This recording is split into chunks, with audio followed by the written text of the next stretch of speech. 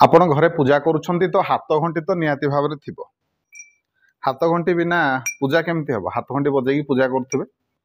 तो घरे ठाकुर घरे जो हाथ घंटी आम व्यवहार करती तार रखिबार मध्य गोटे नियम अच्छी, माने केते बड़ हाथ घंटी आपण पूजा घरे रखिपारे आपणकर नित्य पूजा पाई प्रतिदिन पूजा कर हाथ घंटी केते बड़ रखिए। मंदिर तो जिते बड़ रखी हम किसी असुविधा ना, किंतु जदि घर कथा ये आसो ताले केते बड़ हाथ घंटी आपण रखिपारे आउ कौ भाया हाथ घंटी रखिए।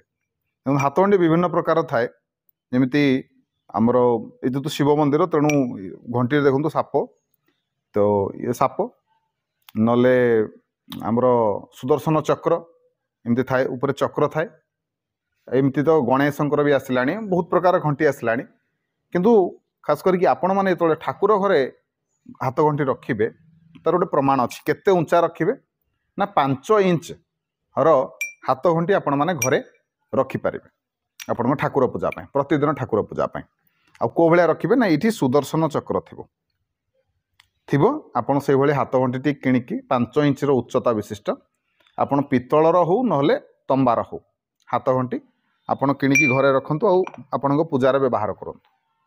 यहाँ ही शास्त्रीय प्रमाण हिसाब से जिनसटी आ कौन मंदिर में घंटी दान करुँच कौन मंदिर दबार अच्छी जिते बड़ घंटी आप पारे किसी असुविधा नहीं, सेटा से मंदिर पूजकों कि मंदिर आवश्यकता उपरे निर्भर करे से माने केते बड़ घंटी चाहूँ, किंतु निजपाई दरकार ताले मु जेमिति कहली सेमती करंतु। आशा करुँची आपको भिडियोटी भल लगी, जदि भिडियो भल लगे ताले भिडियो को निहाती भाव में लाइक करेंगे, शेयर करेंगे, चैनल को सब्सक्राइब करने को अनुरोध रही। जय जगन्नाथ, जय शिव शंभु।